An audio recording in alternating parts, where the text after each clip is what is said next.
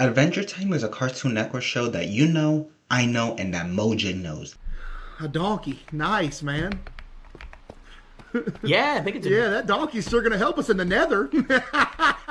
And today, I'm bringing back one of your favorite series, the What If toy lines. Now, I know it has been a while since the last episode, close to a year, but I do want to bring this series back in some capacity. So, we are picking it up where we last left off with Adventure Time. And with that, let's start. So for this What If, it's about what if Jazwares continued the Adventure Time toy line. You see, in 2012, Jazwares had the Adventure Time license, and with that, made quite the line of merch. But for today, we're just gonna focus on the action figures, in a mini scale and a regular 5-inch scale. But here's the problem, in the 5-inch scale, they only made 9 figures. 2 Finns, 3 Jakes, 1 Beemo, 1 Lumpy Space Princess, and 1 Marceline and Ice King. Which, is very odd. Why no Princess Bubblegum or the Lich or Flame Princess and etc. Why not, make the rest of the main characters? But here's the catch. In the mini scale, 2 inches, they expanded that out way more than anything else. They did the Party God, they did Cake and Fiona, Princess Bubblegum, Zombie Candy People with also, Prince Gumball, Marshall Lee, and then, there's a lot of other variations of Finn and Jake, which, I'm glad they did because it's not like they were lazy with it. I'd say, they did the ones that I guess made sense during the time. And you see, that's the problem. The 5-inch scale had only 9 figures, and then the 2-inch scale around 60 plus. With this toy line, they didn't know what they wanted to do. They weren't committed to the 5-inch scale, leaving it incomplete, leaving it with some of the most important characters in the series, and then the mini scale, focusing more on variations than pushing it. It's like, the best way to describe this, right, is like you're playing Elden Ring, right, or something like that, and you put all your points into agility, and then you don't put anything to strength. Like, come on, man, what am I missing here? But now in modern 2026, would Jazwares pull their head out their ass and actually lock in? Well, let's look at the facts. Recently, Jazwares has gotten the FNAF license, as well as Avatar The Last Airbender, which shows a lot of promise. Which now, in my opinion, I feel like they have been doing some good on and some bad. For FNAF, it's way better than Funko ever did and actually is giving us characters that we always wanted. But it looks like at all times of the day, they rather give us, the fans, the middle finger. Which, okay, listen, not restocking enough, bad application of the paint, making it so we have to buy a Vault exclusive so we could get a beakless Chica, which could have just been an extra faceplate, come on, man. Having that, in my opinion, having the cheaper option look more accurate to the character than was supposed to be the more premium experience, the Endo series, and not because Aaron left the company, we have no communication whatsoever with the line. It's not making sense. Also, the best way to put this is with the AR skins, they actually lock in way more than anything else. However, no, whatever, anyways. With the security breach wave, it looks like they understand those faults and actually are trying to improve on what they did wrong. And that shows that, for me, they're actually willing trying to, fix those mistakes, then keep on repeating it.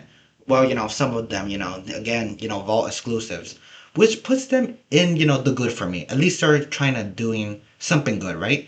Also, bonus points on starting again the Fortnite toy line, I just gonna say that's hype. So yes, they can lock in, but halfly. But how would they go about things? Just focusing on the minifigures, the 5-inch scale, or both, or maybe even go all the way, like FNAF and do multiple product lines such as plush. And honestly, I feel like this is the way it would happen. At first, they will be focusing on the 5-inch scale and releasing 6 figures per wave. So we'll get Finn, Jake, Beemo, Ice King, Princess Bubblegum, and Marceline. Now, that's a lot, right? 6 figures per wave, that seems kind of unlikely. But with this setup, we could do it like 50-50. 3 figures can be focusing on one episode, while the other 3 is for another. And it doesn't need to be like this. It could be 50-50, it could be 4-2, or 2-2-2, or even 5-1. But with this, we don't need to separate characters that otherwise would have been left out for our other wave, future proofing, But now for wave 2, we would get Flame Princess, Olympus Space Princess, Lumpy Space Princess, there we go, Lemon Grabs, Rainbow Unicorn, and for a fun inclusion, Tree Trunks. The point of this wave is to realistically have all the main characters, as fast as possible. Listen, it's one of the worst feelings when you have to wait multiple waves just to complete a cast of characters that you've been waiting since forever. Listen, I'm looking at you, Hasbro. Give me Fing Fang Boom. Now, by this point, they would have expanded the line of merch to plushies, minifigures, maybe playsets as well. I don't know how would they realistically go about that, but maybe. But for this video, it's just about them action figures. So obviously, seeing the line success, we would get Exclusive. Listen, that's my favorite word to hear that. Exclusives. Now, exclusives are a love-hate relationship with Jazwares. We get Vault exclusives. Boo. Then Target slash Walmart exclusive. That'll restock in decent amounts, but not actually because they say, yeah, we're restocking, but then I can't find anything, and they're not telling us like if they're actually restocking. So yeah, but boo, and yeah, and I don't know really. So for Jazwares Vault exclusives, we are most likely going to see the Lich at a higher price than a normal price.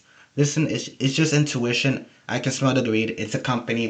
We all know that. That also goes for Billy, Marcelline's dad in that one messed up form, Glob, Ancient Psychic, Tandem Warrior Elephant, and, etc. The more bigger characters in the series. For retail exclusive, they will 100%, give us variations of all the characters we already gotten. At that point, Finn, Jake, Princess Bubblegum, Ice King. Right, I say that's about fair, doing like variations on those characters. But some characters for new ones that I could 100% be an exclusive at like Target or Walmart are like the Huntress Wizard, Fern, Magic Man, a Banana Guard 2-pack, a Zombie Jake, a Def, and maybe a Honor Flame Princess variation. Listen, she's my favorite character. Just gotta put that out there. And by this point, years would have passed by, and Jazwares would have made everybody under the sun that had an appointment moment in the show, with various products such as, plush and, minifigures, action figures, random one-off toy lines, like had the dual FNAF, like those mini cars and those like bootleg Lego, like one of those random one-offs.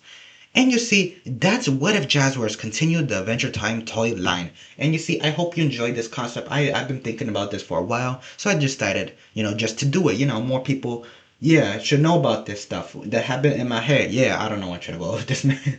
Anyways, if you enjoyed this, this little series you want to continue, let me know what other franchises you want me to do this with. I'm all open ears. Is that the same? Open ears? Anyways, if you enjoyed this video, don't forget to like and subscribe. Ah!